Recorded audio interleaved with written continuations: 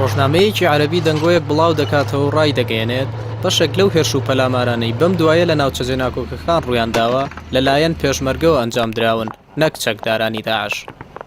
ڕۆژنامەکە بڵاوی کردوێتەوە لایەنە کوردیەکان بە پشتیوانی ویلایەتە یەکگرتووەکانی ئەمریکا دەستیان بە جموجوڵ کردو بە ئاڕاستەی گەڕانەوەی هێزەکانی پێشمەرگە بۆ ناوچە جێناکۆکەکان. هاوکات سەرچاوەیەکی ئەمنی عێراق دووپاتی کردوێتەوە بەشێک لە تەقینەوە و پەلامارەکانی ئەم دوایی ئەو ناوچانە لەلایەن هێزە کوردیەکانەوە ئەنجام دراون یان ڕێگە بۆ چەکدارانی داعش خۆشکراوە بۆ ئەنجامدانی ئەو هێرشانە.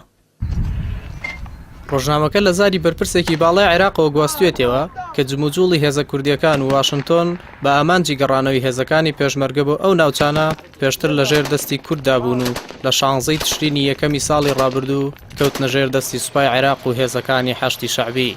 دەژڵێت ئەمریکا دەیەوێت لە ژێر ناونیشانی دژایەتی تیرۆر و بنەبڕکردنی داعش کار بۆ گەڕانەوەی پێشمەرگە بکات. وعلى يقظة القوات الأمنية بەرپرسەکەی عێراق ئەوەشی ڕوون کردوێتەوە کە حەیدەر عەبادی سەرۆکوەزیرانی عێراق بە وەفدێکی هاوپەیمانی نێودەوڵەتی دژی داعشی ڕاگەیاندووە گەڕانەوەی پێشمەرگە بۆ ئەو ناوچانە ڕەت دەکەنەوە و سوپا و هێزەکانی دژە تیرۆری عێراق دەتوانن ئەرکی پاراستنی ئەو ناوچانە لە ئەستۆ بگرن.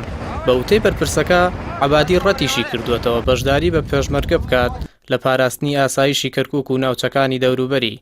بەو پێی عەبادی ئەرکی پێشمەرگە بە پێی دەستوری عێراق تەنها پاراستنی سنوورەکانی هەرێمە.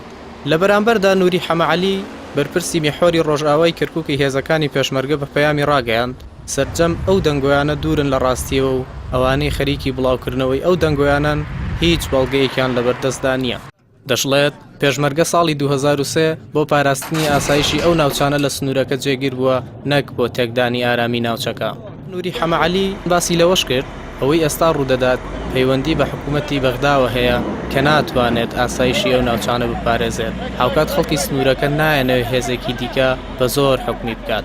وتیشی هیوادارین لە داهاتوویەکی نزیکدا و بەڕێکەوتنی ئاشتیانە پێشمەرگە بگەڕێتەوە ئەو ناوچانە و مادەی 140 جێبەجێ بکرێت.